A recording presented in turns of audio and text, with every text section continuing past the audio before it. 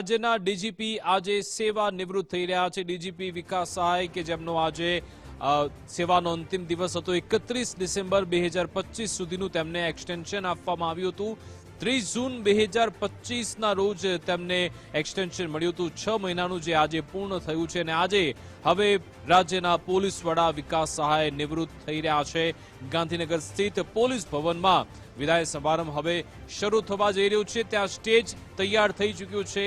તમામ મહેમાનો પણ અહીંયા આવશે। કાર્યક્રમ અહીંયા શરૂ થવા જઈ રહ્યો છે। વિકાસ સહાય કે જેઓ 1989 બેન્ચના આઈપીએસ અધિકારી છે। સીઆઈડી ક્રાઇમમાં પણ તેઓ ફરજ નિભાવી ચૂક્યા છે। રક્ષા શક્તિ યુનિવર્સિટીના ડાયરેક્ટર જનરલ તરીકે પણ તેમણે ફરજ નિભાવી છે અને હવે વિકાસ સહાય નિવૃત્ત થવા જઈ રહ્યા છે ને આણંદથી તેમણે એસપી તરીકેની ફરજની શરૂઆત કરી હતી અને તેમણે જે સંકેત આપ્યા 2 દિવસ પહેલા પણ તેઓ આણંદ પહોંચ્યા હતા।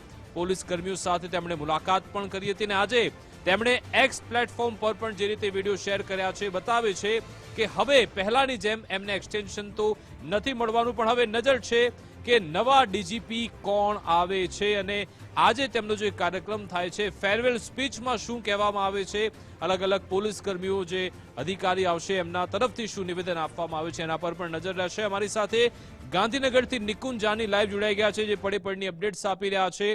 જે નિકુંજ,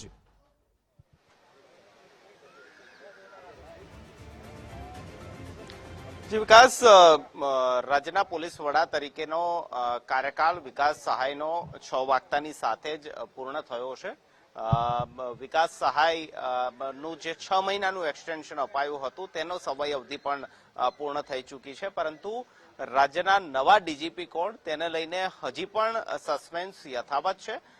મારી પાછળ તમામ એ તૈયારીઓ થઈ ચૂકી છે, પરંતુ હજી સુધી ન તો વિદાય સમારંભ માટેની વિધિવત રીતે શરૂઆત થઈ છે વિકાસ સહાય માટેની અને ન તો નવા ડીજીપી જે આવશે તેમને જે આવકારવા માટેનો કાર્યક્રમ થતો હોય છે, બેટન સેરેમની જે થતી હોય છે તેની હજી કોઈ ચહેલ પહેલ શરૂ થઈ છે। તો રાજ્યના પોલીસ વડા તરીકે વિકાસ સહાયની નિવૃત્તિ જરૂરથી સ્પષ્ટ રીતે દેખાઈ રહી છે, પરંતુ હજી સુધી એ અસ્પષ્ટતા છે કે રાજ્યના નવા ડીજીપી કોણ બની રહ્યા છે, નવા ડીજીપી બને છે કે પછી ઇન્ચાર્જ તરીકે કોઈને જવાબદારી સોંપવામાં આવે છે તેને લઈને પણ હજી કોઈ સ્પષ્ટતા ન થઈ હોય તે પ્રકારની સ્થિતિ છે। પોલીસ ભવનની અંદર પણ એ જ પ્રકારની સ્થિતિ છે। તમામ અધિકારીઓ પોલીસ ભવન ખાતે ઉપસ્થિત છે, ઓર્ડર થાય તેનો રાહ જોઈ રહ્યા છે, પરંતુ હજી સુધી કોઈ પ્રકારનો આધિકારિક રીતે રાજ્યના નવા પોલીસ વડા તરીકેનો ઓર્ડર હજી સુધી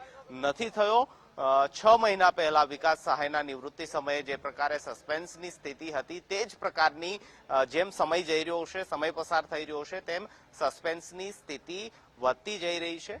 યથાવત સ્થિતિ આ છે અને 6 વાગી ચૂક્યા છે એ પ્રકારનું અનુમાન હતું કે 6 વાગ્યા પહેલા રાજ્યના નવા ડીજીપી તરીકેનો ઓર્ડર થઈ જશે, પરંતુ હજી સુધી કોઈ ઓફિશિયલ ઓર્ડર હજી સુધી નથી થયો અને એ સસ્પેન્સ પણ હવે વધી ચૂક્યું છે કે કાયમી ડીજીપી કે પછી ઇન્ચાર્જ તરીકે કોઈને ચાર્જ સોંપવામાં આવશે તે પણ એક મોટો પ્રશ્નાર્થ છે।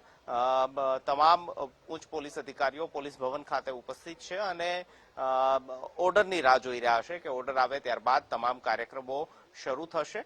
વિકાસ સહાયની વિદાય લગભગ નિશ્ચિત છે, પરંતુ નવા ડીજીપી કોણ તેને લઈને સસ્પેન્સ હજી જોવા મળી રહ્યો છે। વિકાસ, બિલકુલ આભાર નિકુંજ તમામ જાણકારી આપવા બદલ। તો એ કાર્યક્રમ પર અત્યારે નજર છે, અમારા સહયોગી નિકુંજ જાની ત્યાં ઉપસ્થિત છે, કારણ કે 6 મહિના પહેલા સેમ આવું થયું હતું કે સ્ટેજ તૈયાર હતું, એ પોલીસની ગાડી તૈયાર હતી, પરંતુ અંતે પછી એ લેટર આવી ગયો ને કહેવામાં આવ્યું કે ભાઈ ફરી એકવાર 6 મહિનાનું એક્સટેન્શન આપવામાં આવે છે।